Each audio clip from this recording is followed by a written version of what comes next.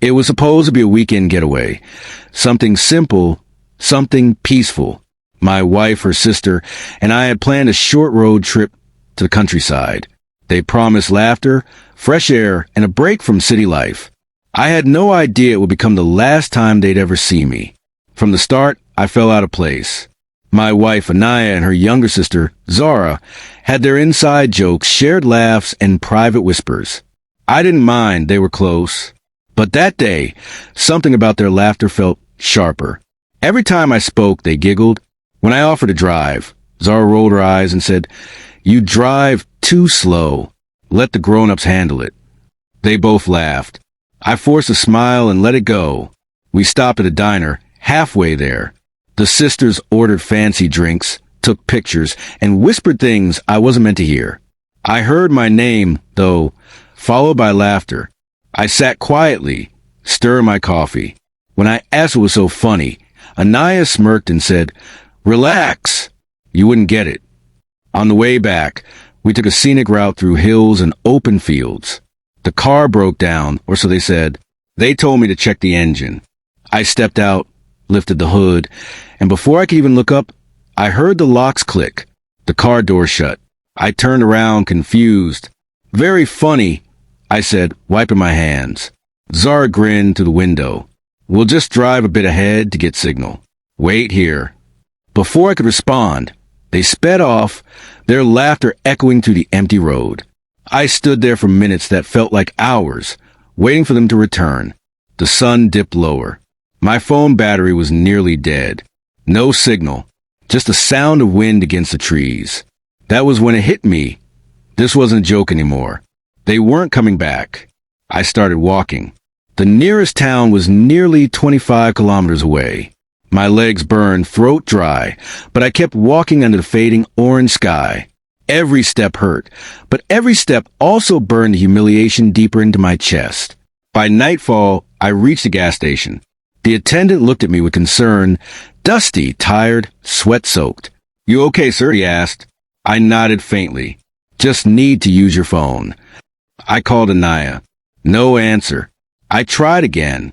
Straight to voicemail. Finally, she texted, "Oh my God, you're still mad? Chill, it was just a prank. We're back home."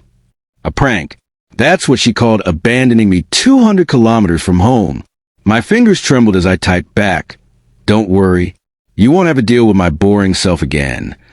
I turned off the phone. That night, I didn't go home. I rented a small room nearby and sat in silence. I replayed every laugh, every insult, every time they mocked me in front of friends, calling me too sensitive, too slow, too simple. It all connected. This wasn't the first humiliation. It was just the cruelest one. The next morning, I took a bus to my parents' old cabin, a place no one knew about.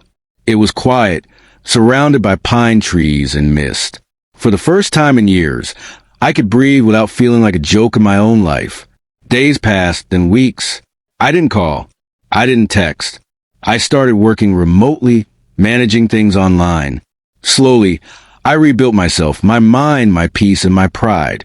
Months later, I heard from a mutual friend that Anaya had filed a missing person report.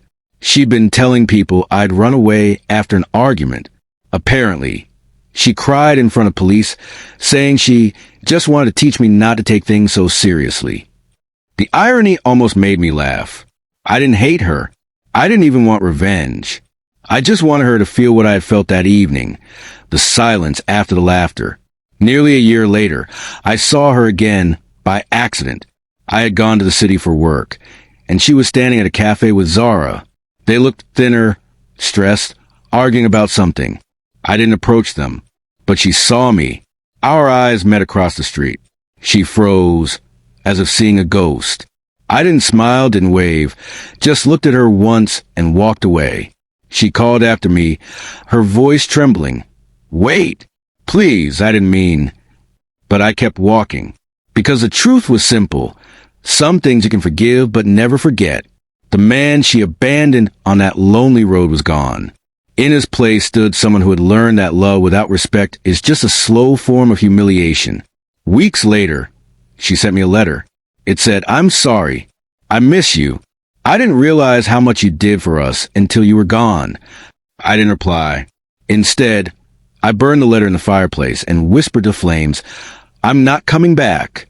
Now, every weekend, I drive alone through those same hills where she left me. The air feels cleaner. The silence peaceful. Sometimes I stop by the roadside, look at the long stretch of empty road, and smile. That's where they abandoned me, and where I found myself again.